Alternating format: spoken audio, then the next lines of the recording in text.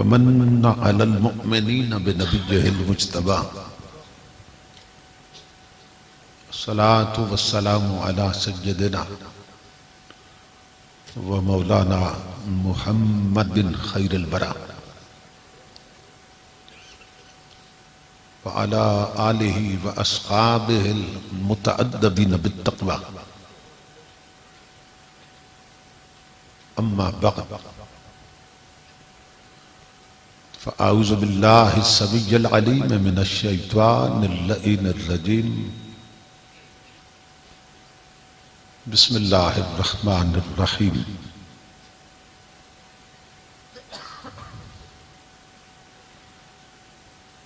والذين آمنوا أشد حبا لله صدق الله مولانا العظيم إن الله وملائكته يصلون على النبي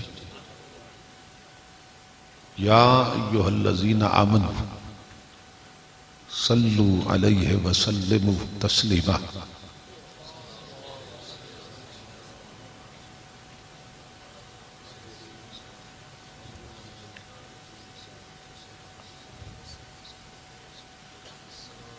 لائق احترام محترم مشائخ و علماء کرام، برادر عزیز خطیب اسلام حضرت علامہ خان زمان صاحب زید مجدہ،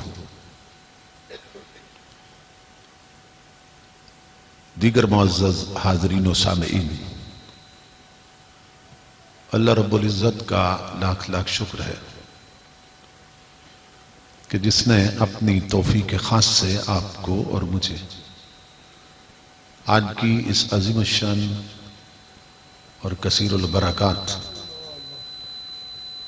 کانفرنس میں حاضری کا شرف عطا کیا اور بارگاہ رسالت مآب صلی اللہ تعالی علیہ وسلم میں گلہائے عقیدت پیش کرنے کی سعادت عطا فرمائی۔ اس عظیم الشان پروگرام کے انعقاد پر میں آپ تمام حضرات کی خدمت میں دل کی عطا گہرائیوں سے ہدیہ تبریک و تحسین پیش کرتا ہوں اور دعا کرتا ہوں کہ اللہ رب العزت آپ کی اس محنت کو اور ہم سب کی حاضری کو اپنی پاک بارگاہ میں قبول و منظور فرمائے۔ میں اپنے برادر عزیز مجاہد اہل سنت جناب بلال حسن صاحب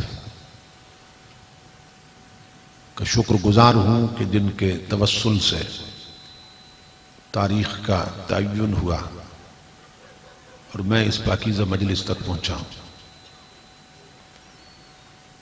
جس محبت کے ساتھ آپ نے پروگرام کا اہتمام کیا، محنت کی اور اس وقت تک آپ تشریف فرما رہے،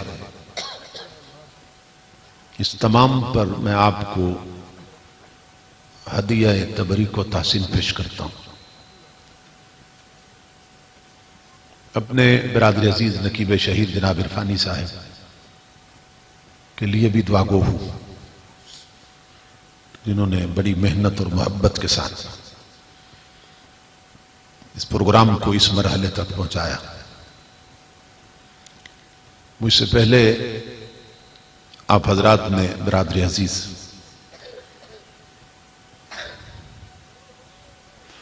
قائد نوجوانان اہل سنت جناب شہید سیالوی صاحب حفظہ اللہ تعالی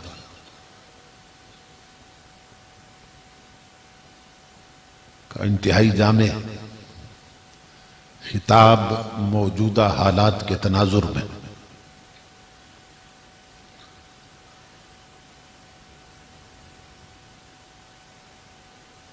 حقائق پہ مبنی سنا۔ اللہ رب العزت ہمیں دوست اور دشمن کی پہچان نصیب فرمائے۔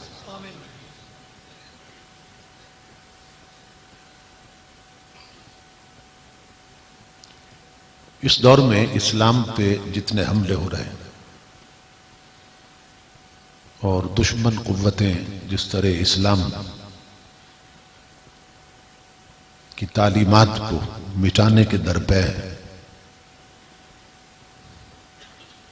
اگر اس دور کے مسلمانوں نے غفلت دکھائی، سستی دکھائی اور اسلام کی تعلیمات کو سہارا دینے کے لیے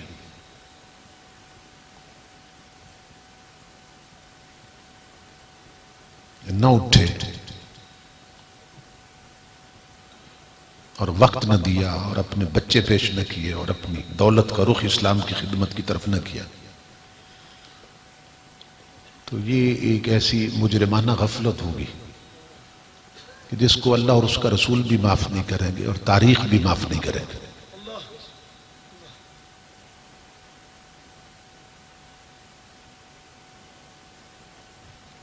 جب کسی اسلامی ملک کے حکمران ہی بک چکے ہوں اور ان کے ضمیر ہی خریدے جا چکے ہوں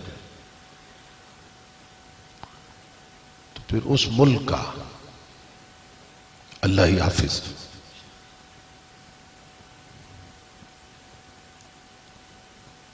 عوام جو ہیں انہیں چونکہ نہ تو اخبار سے تعلق زیادہ اور نہ وہ مطالعہ کا ذوق رکھتے ہیں، انہیں معلوم نہیں کہ اسلام کے خلاف اس وقت ہمارے ملک میں کیا کھیل کھیلا جا رہا ہے۔ اس لیے جو اسلام کا درد رکھتے ہیں، جن کے گھروں میں حضور کے دین سے محبت پائی جاتی ہے اور جن کے ماں باپ نے انہیں اچھا ماحول دیا اور دینی جذبے ان میں منتقل کیے، تو یہ ان کا فریضہ ہے کہ وہ حضور صلی اللہ علیہ وسلم کے دین کے لیے ہر وقت جہاد کریں، مجاہدانہ کردار ادا کریں۔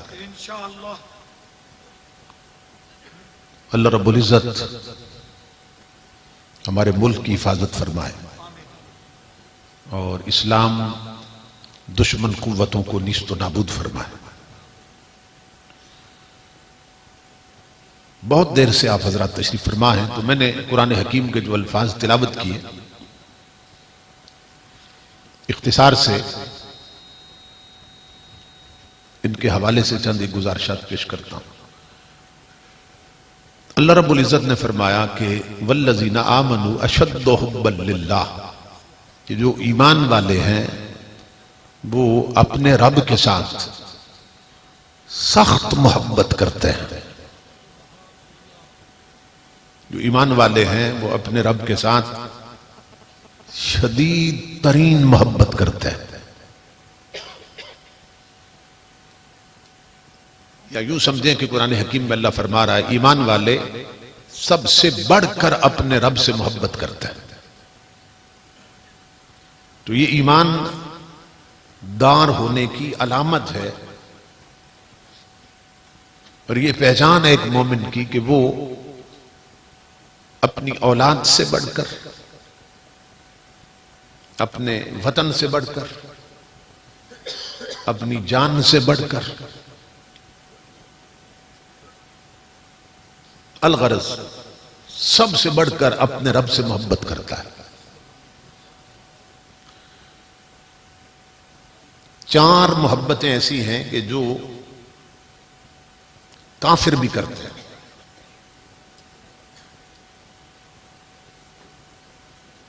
اگر اسی درجے تک ایک مسلمان کی محبت رہ جائے جس درجے تک کافر کی محبت، پھر کافر میں اور مومن میں کوئی فرق نہیں رہتا۔ چار چیزوں سے ہر مسلمان کو نہیں بلکہ ہر انسان کو بہت محبت ہے۔ نمبر ایک، اپنے وطن سے محبت۔ نمبر دو، دولت سے محبت۔ نمبر تین، اپنی اولاد سے محبت۔ اور نمبر چار، اپنی جان سے محبت۔ یہ چار قسم کی محبت صرف مسلمان نہیں کرتا، کافر بھی کرتا ہے۔ مسلمان کو بھی اپنے وطن سے محبت ہے تو کافروں کو بھی اپنے وطن سے محبت۔ اگر مسلمانوں کو اپنی اولاد سے محبت ہے تو کافروں کو بھی اولاد سے محبت ہے. اگر مومنوں کو مسلمانوں کو مال سے محبت ہے تو کافر کو بھی مال سے محبت ہے. اگر مسلمان کو اپنی جان سے محبت ہے، جان پیاری لگے، تو کافر کو بھی اپنی جان سے محبت ہے. اب اگر یہاں تک ہی رہ جائیں تو پھر کافر میں اور مسلمان میں کوئی فرق نہیں. مگر مومن وہ ہے جسے ایک پانچویں محبت بھی نصیب ہوتی ہے.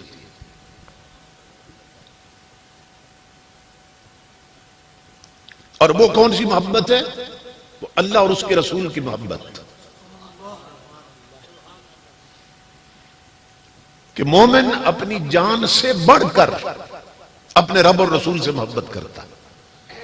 مومن اپنی اولاد سے بھی بڑھ کر اپنے رب اور رسول سے محبت کرتا ہے. مومن مال سے بڑھ کر رب اور رسول سے محبت کرتا ہے. اور مومن جو ہے وہ اپنے وطن سے بھی بڑھ کر اپنے رب اور رسول سے محبت کرتا ہے. یعنی گویا مومن وہ ہے جو اللہ اور اس کے رسول پر اپنا سب کچھ قربان کر دیتا ہے. اللہ رب العزت بتا رہا ہے کہ جو ایمان والے ہیں وہ سب سے بڑھ کر اللہ سے محبت کرتے ہیں. یعنی اگر یہ موقع آئے کہ ایک طرف دولت ایک طرف خدا کی محبت، تو وہ خدا کی محبت پر دولت کی محبت قربان کر دیتے ہیں. اگر موقع ایک طرف اولاد ہے دوسری طرف خدا اور رسول، تو وہ خدا اور رسول کی محبت پر اولاد بھی قربان کر دیتے ہیں. ایک طرف وطن کی محبت ہے تو ایک طرف رب رسول کی محبت، وہ وطن کی محبت بھی اپنے رب کی محبت پہ قربان کر دیتے ہیں. امام الانبیاء کے غلاموں وہ اپنی دولت بھی اپنے رب اور رسول کی محبت پہ قربان کر دیتے ہیں. تو یہ مومن کی پہچان ہے. تو اللہ رب العزت نے فرمایا ایمان والے سب سے بڑھ کر اپنے رب سے محبت کرتے ہیں، کیونکہ اس کا حق ہے کہ اس سے محبت کی جائے. لیکن جب ہم حدیث پاک پڑھتے ہیں، بخاری شریف کی حدیث ہے، تو امام الانبیاء فرماتے ہیں لا یؤمن احدکم حتی اکون احب الیہ من والدہ وولدہ والناس اجمعین. تم اس وقت تک مومن نہیں ہو سکتے جب تک اپنی اولاد، اپنے ماں باپ اور اپنی جان سے بھی بڑھ کر مجھ سے محبت نہ کرو. امام الانبیاء کیا فرماتے ہیں؟ حضور فرماتے ہیں سب سے بڑھ کر جب تک مجھ سے محبت نہ کرو مومن ہی نہیں ہو سکتے. اور قرآن میں اللہ فرما رہا ہے کہ وہ مومن ہیں جو سب سے بڑھ کر مجھ سے محبت کرتے ہیں. اس کو غور سے سمجھیں، یہ گفتگو کی بنیاد ہے. اللہ رب العزت فرما رہا ہے تم اس وقت تک مومن نہیں ہو سکتے جب تک سب سے بڑھ کر مجھ سے پیار نہ کرو. اللہ کہہ رہا ہے. اور رسول اللہ کیا فرما رہے ہیں؟ ہمارے نبی فرماتے ہیں تم اس وقت تک مومن نہیں ہو سکتے جب تک سب سے بڑھ کر مجھ سے پیار نہ کرو. اب سوال یہ ہے کہ سب سے بڑھ کر اللہ سے پیار کریں یا اللہ کے حبیب سے پیار کریں؟ کیونکہ وہ قرآن میں کہہ رہا ہے تم مومن نہیں ہو سکتے اس وقت. وہ قرآن میں کہتا مومن وہ ہیں جو سب سے بڑھ کر مجھ سے پیار کرتے ہیں. اور حدیث میں حضور فرماتے ہیں تم مومن نہیں ہو سکتے جب تک سب سے بڑھ کر مجھ سے پیار نہ کرو. تو اللہ سے سب سے بڑھ کے کریں یا اس کے رسول سے کریں؟ اب آیت میں اور حدیث میں علماء نے اور صوفیاء نے مطابقت پیدا کی ہے، جوڑ بنایا. کیسے؟ اللہ فرما رہا ہے کہ جو مومن ہیں وہ سب سے بڑھ کر مجھے پیار کرتے ہیں. کون سب سے بڑھ کر اللہ کو کون چاہتے ہیں؟ جو مومن ہیں. اور امام الانبیاء کیا فرما رہے ہیں کہ تم اس وقت تک مومن ہو ہی نہیں سکتے جب تک سب سے بڑھ کر مجھ سے پیار نہ کرو. تو نتیجہ یہ نکلا کہ ایمان کے بغیر سب سے بڑھ کر اللہ سے محبت ہو ہی نہیں سکتی. اور جب تک سب سے بڑھ کر محمد عربی سے نہ ہو اس وقت تک ایمان ہی نصیب نہیں ہوتا.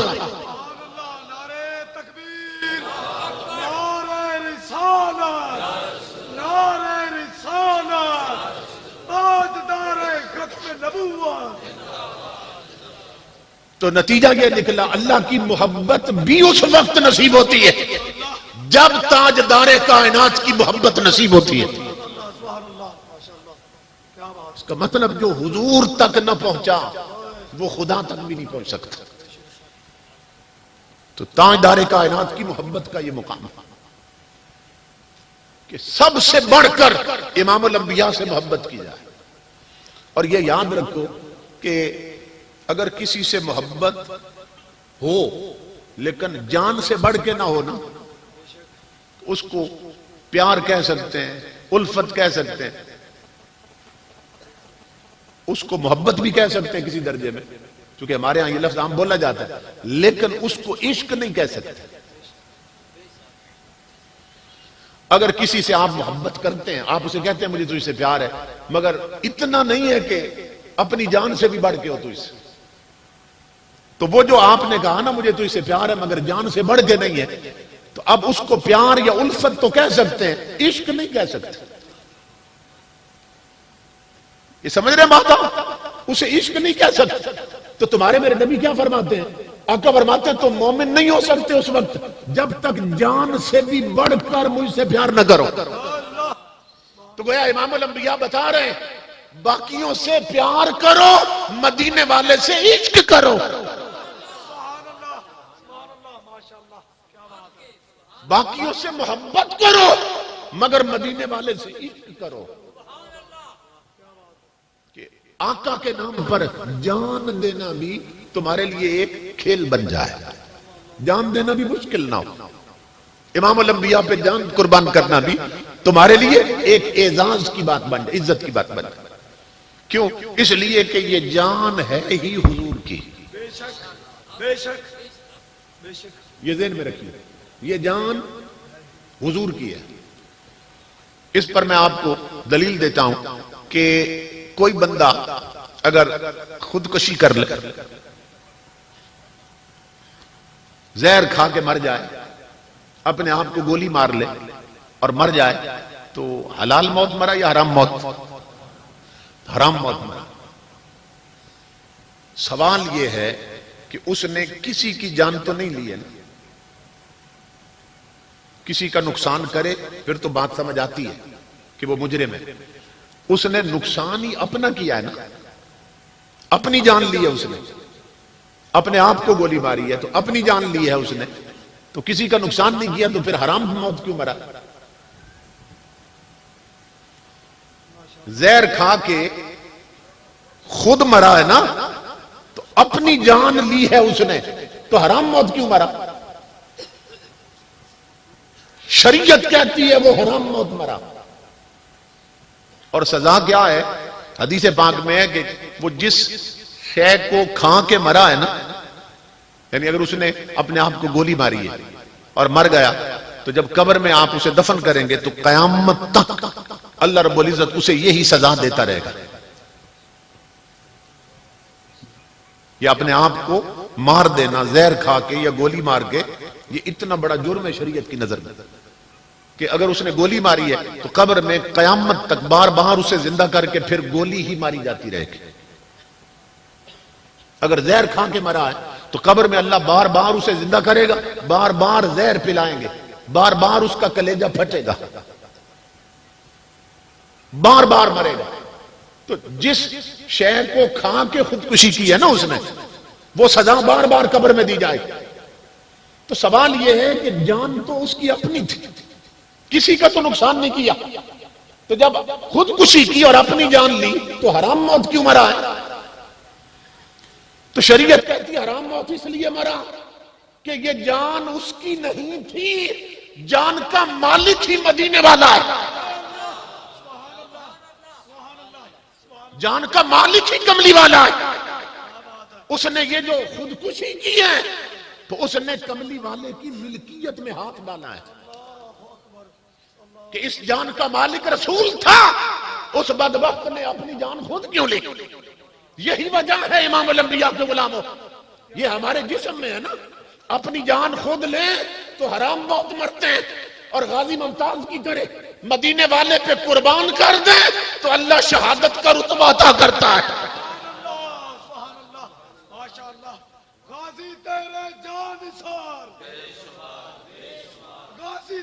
शहादत को।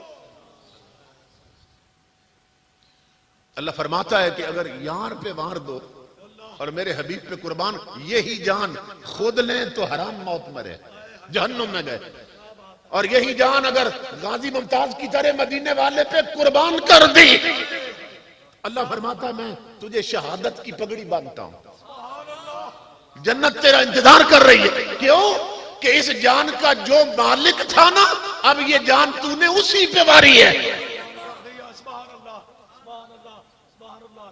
تو امام الانبیاء کے غلاموں، اپنے بچوں کو یہ سبق دو کہ میرے بیٹا جسم تیرا ہے، اندر جان تیری نہیں، جان مصطفیٰ کی ہے۔ اور جب وقت آئے تو کملی والے پہ یہ اپنی جانیں قربان کرنی ہے۔ مر تو ویسے بھی جانا ہے نا، جان کا مالک ہے، اس کی یہ جان ہے، اگر انہی پہ وار دی جائے تو اس سے بڑی خوش بختی کی بات کیا ہے؟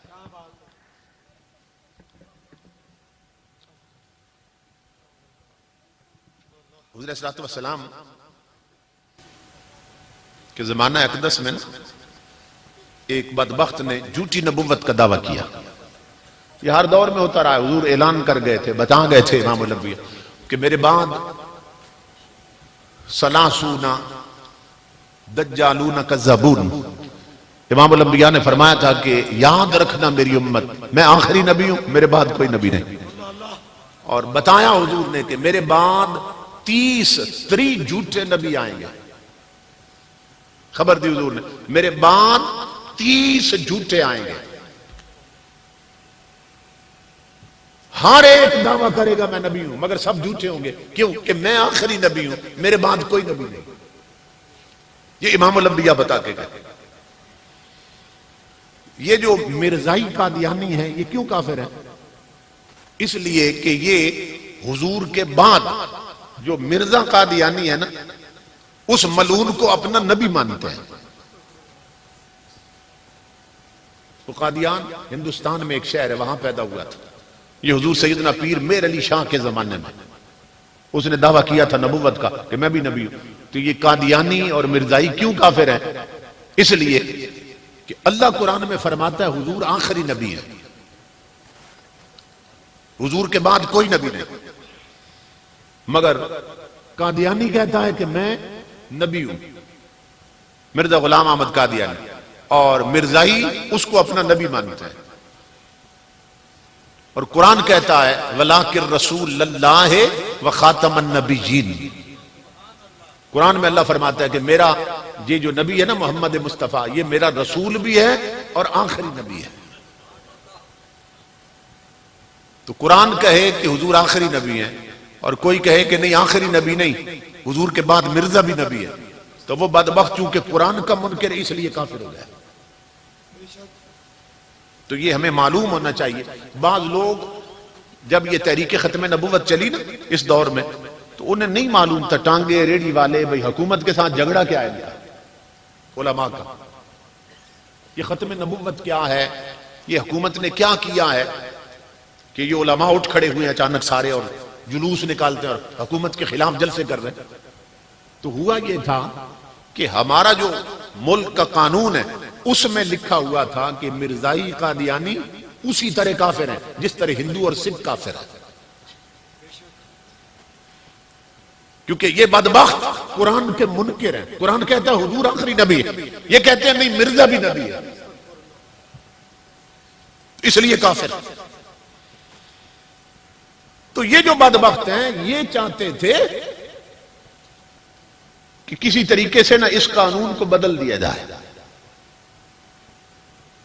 یہی سبب ہے کہ ایک وزیر اعظم نے کہا، یہ آن دا ریکارڈ بات، آج کل تو ہر شاہ ریکارڈنگ میں، اس نے کہا یہ قادیانی بھی ہمارے بھائی ہیں،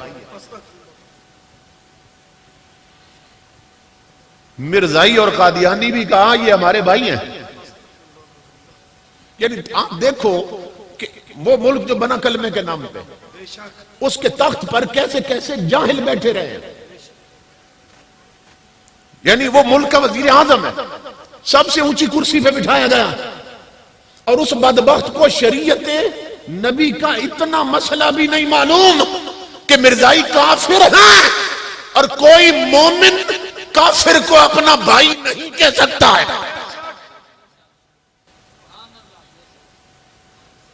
یہ تو شریعت کا مسئلہ ہے بے شک کہ مومن کا بھائی مومن ہوتا ہے، مومن کا بھائی کافر نہیں ہوتا. اللہ اللہ کیا بات اور وہ بدبخت کافروں کو بھی کہتے ہیں یہ ہمارے بھائی ہیں.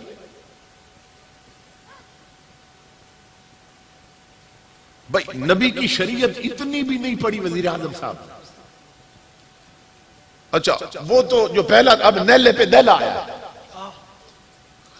وہ غالب نے کہا تھا احمقوں کی کمی نہیں غالب، ایک ڈھونڈو ہزار ملتے ہیں. بے شک اب وہ جو پہلے تھے نا ہم انہی کا رونا رو رہے تھے.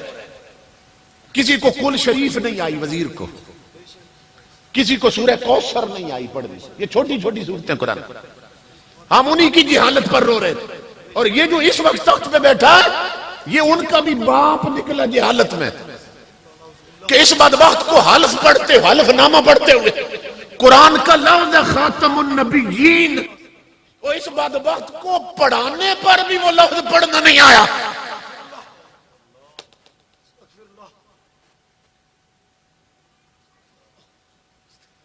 اور اسلام آباد میں ان کی کوٹھیاں دیکھو، ان کے بنگلے دیکھو، ان کے نخرے دیکھو. اور تجھے تو چلو بھر پانی میں ڈوب کے مر جانا چاہیے تھا کہ تجھے اپنے نبی کی جو سب سے بڑی صفت ہے خاتم النبیین، اور یہ لفظ بھی پڑھنے نہیں آئے.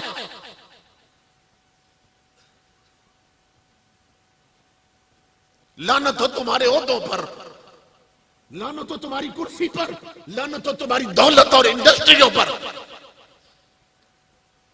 کہ تمہیں اتنی بھی ہوا نہیں لگی حضور کی شریعت کی. تو یہ یاد رکھو امام الانبیاء کے غلاموں، قرآن میں اللہ فرماتا ہے، میں آسان کر کے سمجھا رہا ہوں. اللہ کہتا ہے قل هو اللہ احد، کہہ دو اللہ ایک. اللہ ایک ہے یا دو ہے بتائیے؟ اللہ ایک ہے. جو کہے اللہ دو ہیں ایک نہیں ہے دو ہیں تو مسلمان ہے یا کافر ہے؟ کافر ہے. کیوں کافر ہے؟ کیوں کافر ہے؟ اس لیے کہ اس نے قرآن کا انکار کیا. اس کے کفر کا سبب یہ ہے کافر کیوں ہوا کہ اس نے قرآن کا انکار کیا. قرآن میں اللہ کہتا ہے اللہ ایک ہے، وہ بدبخت کہہ رہا ہے دو ہیں، تو قرآن کا منکر ہو گیا نا، اس لیے کافر ہوا. اسی طرح قرآن کہتا ہے محمد الرسول اللہ، محمد اللہ کے رسول ہے. جو کہے محمد اللہ کے رسول نہیں ہے مومن ہے یا کافر ہے؟ کیونکہ قرآن کا منکر ہے. اسی طرح قرآن کہتا ہے خاتم النبیین کہ محمد عربی آخری نبی ہے، تو جو کہے وہ آخری نبی نہیں ہے مرزا ملعون بھی نبی ہے، تو مومن ہے یا کافر ہے؟ کیوں کافر ہے؟ اس لیے کہ یہ مرزائی قرآن کے منکر ہے. بے شک تاجدار ختم نبوت زندہ باد زندہ باد، تاجدار ختم نبوت زندہ باد زندہ باد، تاجدار ختم نبوت زندہ باد زندہ باد. جزاک اللہ ماشاءاللہ. یہ آسان کر کے میں نے آپ کو بات سمجھا دی. سبحان اللہ. اور یہ یاد رکھو آقا کے غلاموں، بے شک یہ حکومتیں بدلتی رہتی ہیں، انشاءاللہ. سمجھ رہے ہیں؟ یہ اس طرح کے ہاتھ کئی آئے اور دکھاتے رہے. تو آپ امام الانبیاء کے غلاموں، اگر ظلم پر دجل پر تاجدار کائنات کا دین مٹنا ہوتا تو کربلا میں ہی مٹ گیا ہوتا. یہ سمجھتے ہیں کہ جیلوں میں بھیج کر یا خوف زدہ کر کے عوام کو محمد عربی کے دامن سے دور کر دیں گے. تمہیں معلوم نہیں، اللہ کی عزت کی قسم، ہم نے غیرت مند ماؤں کا دودھ پیا. سنی اپنے گردن پہ وہ سار بوجھ سمجھتا ہے جو محمد عربی کی عزت پہ کٹایا نہ جا سکے. سبحان اللہ سبحان اللہ ماشاءاللہ سبحان اللہ. تمہیں معلوم ہی نہیں کہ ہم اپنے نبی سے کتنی محبت کرتے ہیں. تمہیں خبر ہی کوئی نہیں کہ تاجدار کائنات کا مقام کیا ہے. امام الانبیاء کے غلاموں یاد رکھو، سکھ بھی کافر ہے، عیسائی بھی کافر ہے، ہندو بھی کافر ہے اور یہودی بھی کافر ہے. مگر یہ جو مرزائی ہے نا، یہ عیسائیوں اور یہودیوں سے بھی بڑے کافر ہیں. بے شک بے شک. ابھی میں آپ کو دلیل دینے لگا ہوں. یہ دو چیزیں ذہن میں رکھنا، جو ایک پہلے سمجھا دی، ایک اب سمجھا دی. یہ جو قادیانی ہیں، مرزائی ہیں، یہ یہودی اور عیسائیوں سے بھی بڑے کافر ہیں. کیوں؟ اس لیے کہ یہودی جو ہیں ان کے نبی کون ہیں؟ موسیٰ علیہ السلام. جو یہودی ہے نا وہ موسیٰ علیہ السلام کی امت. یہودی مسلمان ہیں یا کافر ہیں؟ بولیے. یہودی تو کافر ہیں، مگر ان کے جو نبی ہیں موسیٰ علیہ السلام، وہ اللہ کے سچے نبی ہیں کہ نہیں ہیں؟ ان کے نبی تو اللہ کے سچے نبی ہیں، مگر یہودی کافر ہیں. کیوں؟ کہ ہمارے نبی کو نہیں مانتے. موسیٰ علیہ السلام کو تو مانتے ہیں، لیکن چونکہ ہمارے نبی کو نہیں مانتے اس لیے یہودی کافر ہیں. لیکن ان کا نبی تو اللہ کا سچا نبی ہے. عیسائی کافر ہیں کہ نہیں ہیں؟ ان کے نبی کون ہیں؟ عیسیٰ علیہ السلام. تو عیسائی بے شک کافر ہیں، مگر ان کے نبی عیسیٰ تو سچے نبی ہیں نا. نبی تو ان کے سچے ہیں، مگر چونکہ یہ دونوں ہمارے نبی کو نہیں مانتے اس لیے کافر ہیں. اور مرزائی قادیانی اتنے بڑے کافر ہیں کہ ان کا نبی بھی جھوٹا ہے، یہ خود بھی جھوٹے ہیں.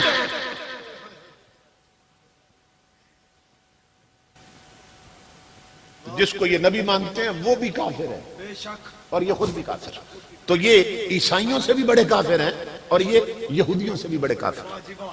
اللہ عزت عطا فرمائے.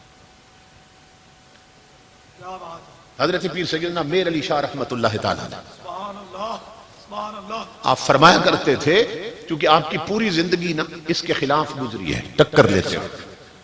اور یہ خود نہیں آئے تھے میدان میں حضرت پیر سیدنا میر علی شاہ رحمت اللہ تعالیٰ. جب اس بدبخت نے اعلان کیا کہ میں نبی ہوں، مرزا قادیانی ملون نے، اس نے اعلان کیا میں نبی ہوں. اس وقت پیر صاحب گئے ہوئے تھے مکہ شریف، حرمین شریفین زیارت کے لیے. تو پیر صاحب تو وہاں تھے.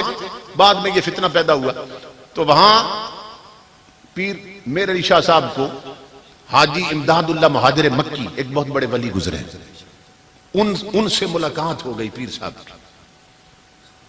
تو اب ایک ولی دوسرے ولی کو بتا رہا ہے، حاجی امداد اللہ مہاجر مکی رحمت اللہ تعالی علیہ. اور اس بات کو دیوبندی علماء نے اپنی کتابوں میں لکھا ہے جو میں آپ کو سنانے لگا. وہ کتابیں میرے پاس موجود ہیں اور نشان لگے ہوئے ہیں. سبحان اللہ. کیا بات ہے. سبحان اللہ. یہ دیوبندی مولوی لکھ رہے ہیں. سبحان اللہ. کیا سبحان اللہ. کہ حاجی امداد اللہ مہاجر مکی ملے پیر میر علی شاہ صاحب حرمین شریف میں، عرب شریف میں، اور مل کر فرمانے لگے میرے علی شاہ صاحب آپ کے علاقے میں، آپ کے وطن میں ایک فتنہ کھڑا ہو گیا. ایک جھوٹا نبی اٹھا ہے جو کملی والے کی ختم نبوت پہ ڈاکہ ڈال رہا ہے. آپ جلدی اپنے وطن واپس جائیں، جلدی واپس جائیں. اور ساتھ کیا فرمایا؟ فرمانے لگے آپ جائیے. کیوں؟ کہ اس ملعون کا سر کچلنے کے لیے کملی والے نے میر علی شاہ کی ڈیوٹی لگائی ہے. سبحان اللہ. نعرہ تکبیر، اللہ اکبر. نعرہ رسالت، یا رسول اللہ. نعرہ تحقیق، آچاریہ. نعرہ حیدری، علماء اہل سنت، تاجدار ختم نبوت، زندہ باد زندہ باد تاجدار ختم نبوت. زندہ باد زندہ باد. اب دیکھو نا، قربان جائیں، یہ ہمارے مسلک اہل سنت کے حق ہونے کی دلیل ہے. کیا بات ہے. کیا بات ہے. سمجھ رہے؟ سبحان اللہ. کہ جس دور میں بھی نبی کی عزت پہ کسی کافر نے حملہ کیا کیا بات ہے. تو اللہ رب العزت نے اپنے محبوب کی عزت کو بچانے کے لیے جس ماں کا بیٹا چنا وہ سنی ماں تھی. سبحان اللہ. سبحان اللہ. صرف سنی ماں کی اولاد کو قبول کیا اللہ نے. کیا بات ہے. کیا بات ہے. جب آقا کی عزت پہ حملہ کیا تاجدار کائنات کے غلاموں، اس بدبخت ہندو نے اس وقت جو اٹھا ہے اس کا سر کچلنے کے لیے، وہ ہے غازی علم الدین. اللہ کی عزت کی قسم سنی ماں کا بیٹا ہے. بے شک. بے شک. پھر تاجدار کائنات کی عزت پہ حملہ ہوا. پھر اللہ رب العزت نے ایک مجاہد چنا، اللہ دیتا کجاہی، وہ بھی سنی ماں کا بیٹا ہے. سبحان اللہ. ماں بھی سنی ہے، باپ بھی سنی. میں غازی کے عرس پہ خطاب کر آیا ہوں. پھر حملہ ہوا تو چکوال کے قریب بلہ کڑیالہ میں اللہ رب العزت نے ایک مجاہد کو چنا جس کا نام ہے غازی مرید حسین. وہ بھی سنی ماں باپ کا بیٹا ہے. سبحان اللہ سبحان اللہ. پھر اس ملعون قادیانی نے جب آقا کی خاتمیت پہ حملہ کیا تو رب نے جس میر علی شاہ کو چنا وہ بھی سنی ماں باپ کا بیٹا. امام الانبیاء کے غلاموں 73 کی تاریخ چلی ختم نبوت کے نام تھا. تو جس نے قانون میں قادیانیوں کو کافر لکھوایا وہ مولانا شاہ احمد نورانی بھی سنی ماں باپ کا بیٹا ہے. سبحان اللہ سبحان اللہ. اور جب آج اسمبلی میں قانون میں ترمیم کی کوشش کی گئی کہ ختم نبوت کے قانون میں گھپلہ کیا جائے تو میدان میں نبی کی عزت کے لیے جو خادم حسین نکلا ہے وہ بھی سنی ماں باپ کا بیٹا ہے. بابا جی تیرا ایک اشارہ حاضر ہے خون ہمارا. بابا جی تیرا ایک اشارہ. بابا جی تیرا ایک اشارہ. بابا جی تیرا ایک اشارہ. تاجدار ختم نبوت. کیا بات ہے. حضرت حاجی امداد اللہ مہاجر مکی فرمانے لگے آپ جلدی جائیے. اور علماء دیوبند نے لکھا ہے ساتھ یہ بھی کہا کہ آپ صرف گولڑہ شریف میں بیٹھے رہے نا اپنے گھر میں تو آپ کے وجود کی برکت سے ہی اللہ اس فتنے کا خاتمہ کر دے گا. کیا بات ہے. کیونکہ مدینے والے نے آپ کا نام چنا ہے. اس بدبخت کو پھر آپ نے للکارا. آپ نے جو کتابیں لکھی ہیں آپ دلائل پڑھیں نا پیر میرے علی شاہ صاحب. کیا بات ہے. اللہ کی عزت کی قسم وہ دلائل دیکھ کر پتہ چلتا کہ قلم میرے علی شاہ کا ہے اور پیچھے فیض سارا مصطفیٰ کا ہے. سبحان اللہ سبحان اللہ. اس بدبخت نے بڑے پینترے بدلے بڑے دھوکے دینے کی کوشش کی مگر ایسی علمی گرفت کی ہے آپ نے کہ اس کو نا گھڑے کی مچھلی بنا دیا. اب نکل کے دیکھ. نکل کر دیکھ. تو وہ بدبخت کہنے لگا میں پیر میر علی شاہ سے نا مبالغہ کرتا ہوں. مناظرے کے لیے تو نہیں آیا 3 دن آپ لاہور میں انتظار کرتے رہتے. کہنے لگا میں مبالغہ کروں. اچھا مبالغہ کیا کرنا ہے. کہنے لگا لا علاج مریض لے آؤ. پیر میر علی شاہ بھی اسے دم کرے میں بھی دم کرتا ہوں. وہ جھوٹا نبی کہنے لگا وہ بھی دم کرے میں بھی دم کرتا ہوں. جس کے دم سے ٹھیک ہو گیا نا مریض وہ سچا ہے دوسرا جھوٹا. قربان جائیں تاجدار کائنات نے جس کی ڈیوٹی لگائی. پتہ ہے پیر میرے شاہ صاحب نے کیا جواب دی. فرمایا وہ بدبخت اور جھوٹے لانتی وہ تیرا دعویٰ ہے تو نبی ہے اور میرا دعویٰ ہے میں سچے نبی کا غلام ہوں. میں محمد عربی کا غلام ہوں. تو کہتا ہے مریض لائیں میرے علی شاہ تجھے چیلنج کرتا ہے مریض نہ لا اور مردہ لا جو زندہ کر دے وہ سچا ہے. سبحان اللہ سبحان اللہ سبحان اللہ سبحان اللہ. کیا بات ہے. مردہ لے آؤ مریض نہ لاؤ مردہ لاؤ. بہت مہربانی. جب پیر صاحب نے یہ اعلان کیا تو فبہت الذی کفر قرآن میں اللہ فرماتا کافر مبہوت ہو کے رہ گئے. کیا اس نے جواب دینا تھا. تاجدار کائنات کے غلاموں اس وقت ایک بہت بڑے عالم ہیں انہوں نے پیر میر علی شاہ صاحب سے پوچھا الگ تنہائی میں حضرت یہ آپ نے بہت بڑا دعویٰ کر دیا تھا بہت بڑا چیلنج کر دیا تھا کہ مریض نہیں مردہ لاؤ جو زندہ کر دے وہ سچا ہے. تو حضرت آپ نے یہ کیسے فرما دیا تھا اتنا بڑا دعویٰ کیسے کر دیا تھا. تو سنو اہل سنت والجماعت تاجدار کائنات کے غلام پیر میرے علی شاہ صاحب نے جواب دیا فرمایا اللہ کی عزت کی قسم میرے علی نے دعویٰ نہیں کیا تھا مدینے والے نے خود دعویٰ کروایا تھا. سبحان اللہ سبحان اللہ سبحان اللہ سبحان اللہ. تو یہ پیر سیدنا میرے علی شاہ فرماتے ہیں یہ جو میں باتیں کر رہا ہوں نا کہ ختم نبوت کے لیے حضور کی عزت کے لیے جب بھی پکارا جائے تاجدار کائنات کے غلاموں بے خوف ہو کے میدان میں نکلا کرو. انشاءاللہ. اس لیے کہ یہاں یہ جان دی ہی اللہ نے یار پہ وارنے کے لیے کیونکہ اس کے مالک ہی حضور. تو سیدنا پیر میرے علی شاہ فرماتے ہیں کہ جو بندہ 2 قدم بھی چلے نا اللہ عقیدہ ختم نبوت کے تحفظ اور حفاظت کے لیے کیا بات ہے.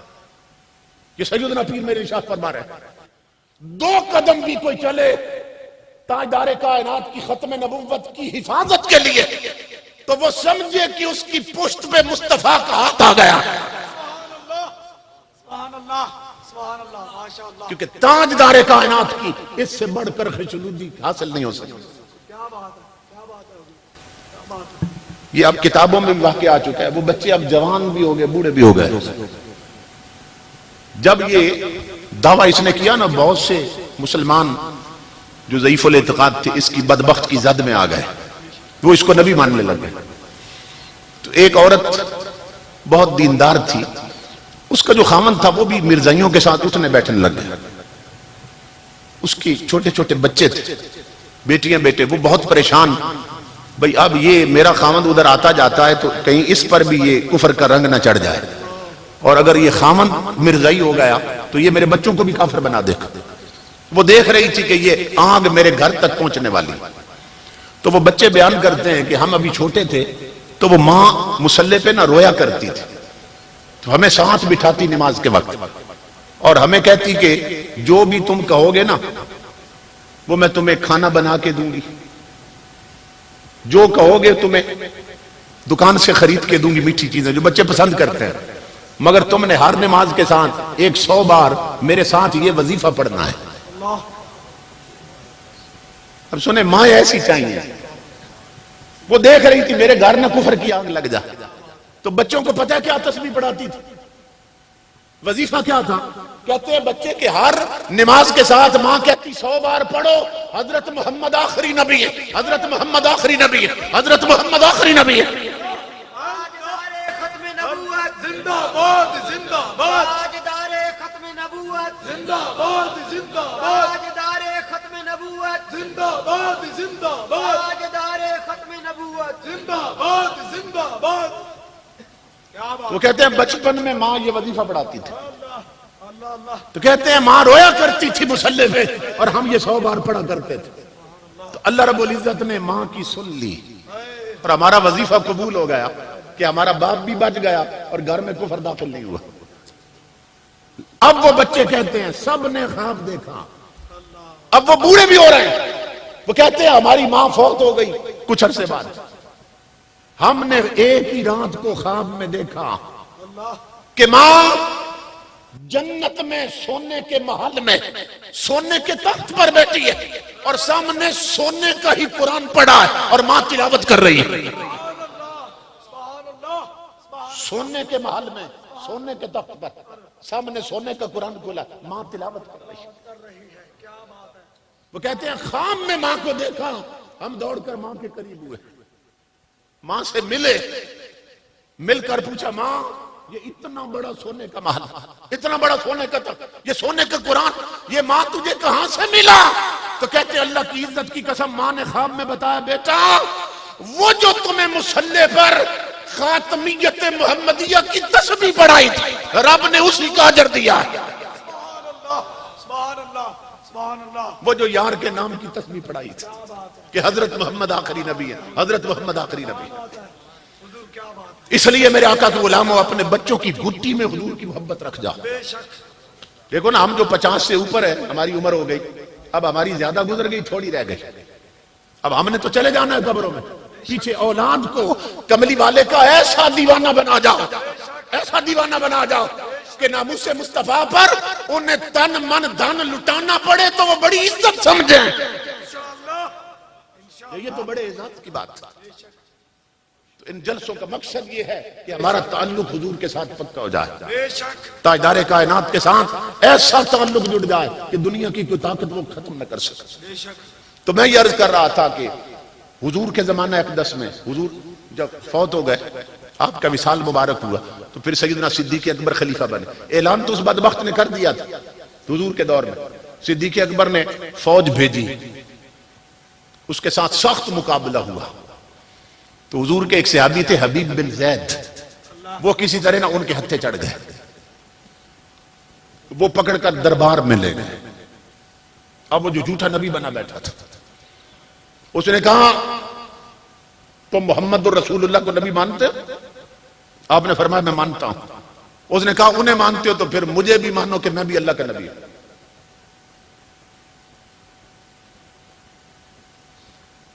دربار بھی اس کا ہے، زمین بھی اس کی ہے، فوج بھی اس کی کھڑی، اکیلا حضور کا غلام کھڑا۔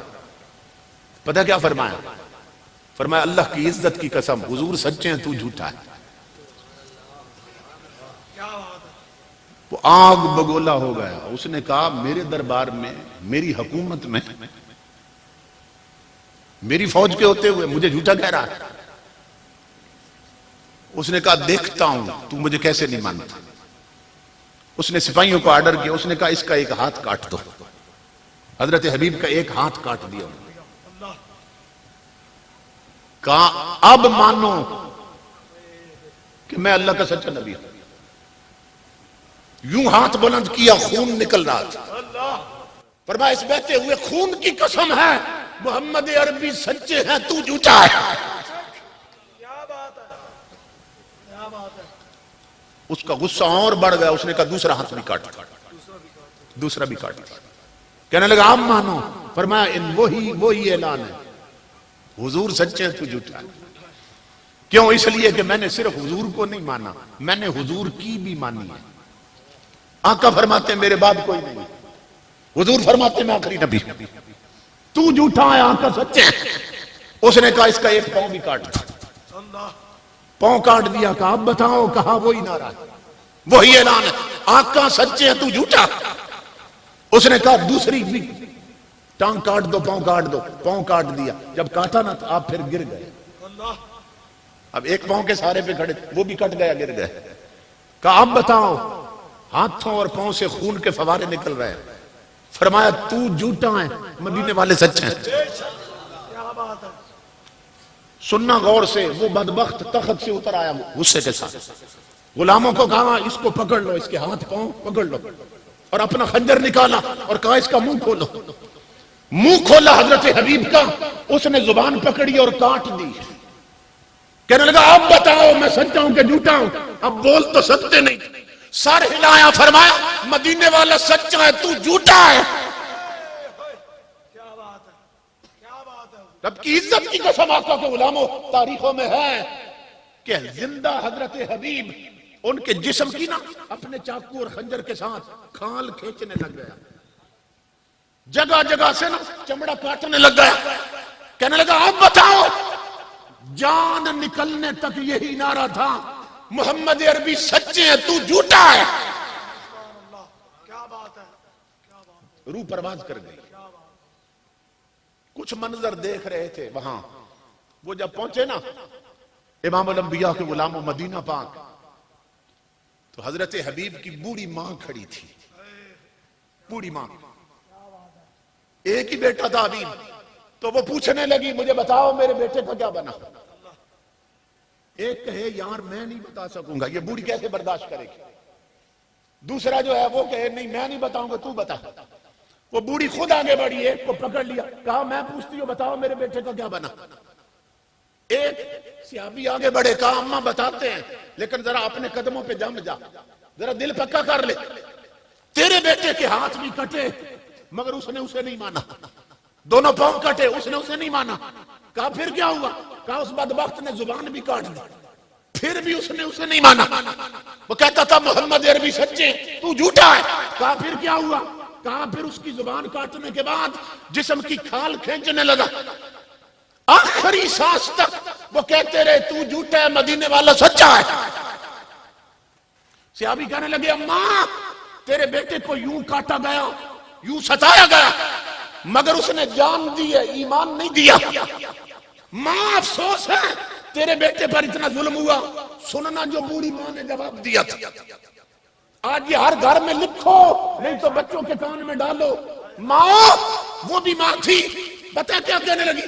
کہنے لگی افسوس نہ کرو مجھے مبارک دو، لہذا الیوم ارداتہ، کہا اللہ کی عزت کی قسم وہ اسی دن کے لیے تو میں نے حبیب کو دودھ پلایا تھا۔ سبحان اللہ، سبحان اللہ، تاجدار ختم نبوت زندہ باد، زندہ باد، تاجدار ختم نبوت زندہ باد، زندہ باد، تاجدار ختم نبوت زندہ باد، علماء اہل سنت، جزاک اللہ، ماشاءاللہ۔ کیا سننے کے ساتھ لکھنے کے قابل ہے یہ لفظ؟ لہذا الیوم ارداتہ، فرمایا مجھے مبارک دو دو، افسوس نہ کرو میں کامیاب ہو گئی، کیوں اسی دن کے لیے تو میں نے حبیب کو دودھ پلایا تھا۔ وہ مائیں بچوں کو پالتی اس لیے تھی کہ وقت آئے تو کملی والے کی عزت پہ قربان ہو جائیں۔ آج ہماری سب سے بڑی عزت یہ ہے کہ وقت آئے تو حضور پہ قربان ہو جائیں۔ اس لیے اپنے بچوں کو بھی یہی سبق پڑھا جاؤ۔ میں یہ دیکھ رہا ہوں یہ چھوٹے چھوٹے بچے، یہ دیکھیں یہ بیٹھے، بھئی ٹائم کیا ہوگا 2 بجنے والے، اور یہ بیٹھے ہیں، انہیں کسی نے جبرن نہیں بٹھایا ہوا، یہ بیٹھے ہوئے ہیں، کس شہر نے بٹھایا؟ وہ مجھے شعر یاد آ رہا ہے کسی کا، اس نے کہا کہ عشق احمد دیکھیے اور میرا بچپن دیکھیے،